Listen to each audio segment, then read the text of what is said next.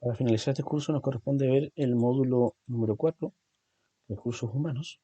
Aquí tenemos algunos conceptos de contrato de trabajo, según el artículo 7 del Código de Trabajo, que es un contrato individual de trabajo, ¿cierto? Que habla que es una convención entre empleador y trabajador, donde hay una obligación recíproca, ¿cierto? Una parte en prestar servicios y la independencia y subordinación, y el otro en pagar un precio establecido por un valor o sueldo o remuneración por ese trabajo. Dentro de la estipulación del contrato tenemos la identificación de las partes, la labor que se van a desempeñar, la remuneración, el plazo del contrato, jornada de trabajo y distribución, horario de trabajo, el tiempo destinado a la colación, entre otros. Según la ley, está establecido jornada ordinaria de trabajo de 45 horas semanales. Esto, sabemos que hay una ley que está en proceso. También habla de las horas extras, que se entiende que es la jornada extraordinaria que excede el máximo legal establecido o que está establecido por el contrato de trabajo. Aquí, ¿cierto? Se habla de alguna forma de calcular ¿cierto? Las horas extras, considerando un contrato de 45 horas semanales, ¿cierto? Y aquí, ¿cierto? Se divide por 30 y se multiplica por 28 días porque se establece que el trabajador no trabaja 30 días completos, sino que tiene 2 domingos libres al mes. Se divide por 180 porque tenemos una jornada de 45 horas semanales y se establece que son 4 semanas para completar un mes. Según la ley, ¿cierto? Se le asigna el 50% de recargo sobre la hora normal. Y ahí podemos determinar el valor hora extraordinaria. También es importante establecer algunos conceptos como el descanso dentro de la jornada. ¿Sí? La jornada se divide en dos partes, ¿cierto? De quedar a lo menos a la mitad de la jornada 30 minutos para colación. Y no es considerado como proceso de trabajo. Dentro del descanso semanal, ¿cierto? Se establece que los días domingos, en aquellos que la ley lo declara festivo, ¿cierto?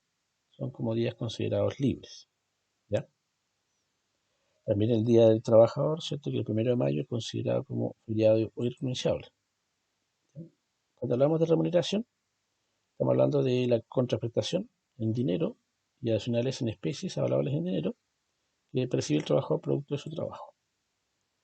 Y aquí tenemos una serie de elementos importantes, establecer que corresponde cierto sueldo base, sobresueldo, comisión, participación y gratificación. Todo lo que constituye remuneración o que está afecto a los impuestos, ¿cierto? De los descuentos provisionales. También tenemos los que no constituyen remuneración o que no son imponibles, movilización, curación, pérdida de cajas, asignaciones familiares, indemnizaciones, entre otros.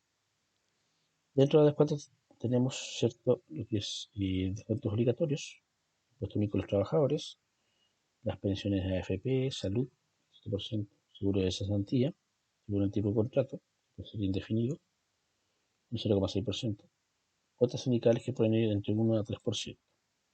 También tenemos descuentos voluntarios, que están establecidos por la ley.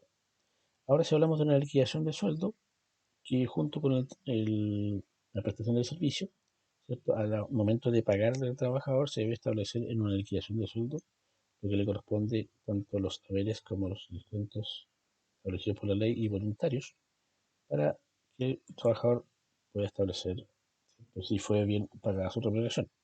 Por un lado tenemos un sueldo que se denomina sueldo bruto, que es el total de los dineros que se le paga al trabajador antes de realizar los descuentos. El sueldo líquido neto, que es lo que percibe a pago, ¿cierto? Una vez que se establecen los descuentos legales.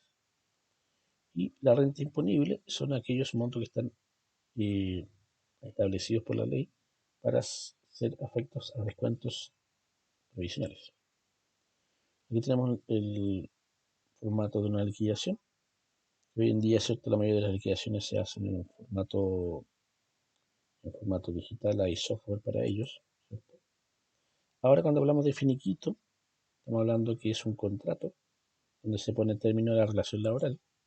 Y aquí tenemos una serie de causales que dan derecho al término del contrato. Sin derecho a indemnización tenemos el artículo 159, número 1, ¿cierto? Acuerdo entre empleador y el trabajador, renuncia del trabajador es el inciso 2, muerte del trabajador, vencimiento del contrato, conclusión del trabajo, caso fortuito o fuerza mayor. El artículo 160, ¿cierto? Aquí se habla directamente de la responsabilidad del trabajador, ¿cierto? Falta de probidad, ¿cierto? Y bueno, aquí, ¿cierto? Pusimos un lenguaje un poquito más aterrizado, ¿cierto? Y tenemos una serie de elementos. El artículo 161 del Código del Trabajo, este sí da derecho a indemnización por año de servicio, y la causa puede ser necesidad de la empresa, y con tope máximo de 11 años. Y aquí, ¿cierto? Es importante establecer cómo se calcula la indemnización por año de servicio. Y dentro de los requisitos es que el trabajador hubiese estado vigente un año más y se paga equivalente a un mes por año, ¿cierto? Y una fracción superior a 6 meses. Por ejemplo, 1,7 se considera 2 años. Haber prestado servicios continuos, ¿cierto? El empleador correspondiente, ¿cierto? Y tenemos un tope de 11 meses, o sea, 330 días como concepto de indemnización por año de servicio. Ahora, cuando hablamos del concepto de última remuneración, ¿cierto?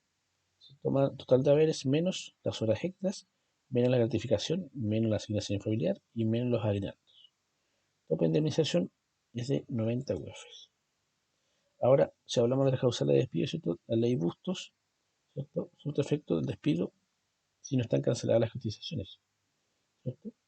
Y el empleador está obligado a seguir pagando las remuneraciones y demás prestaciones.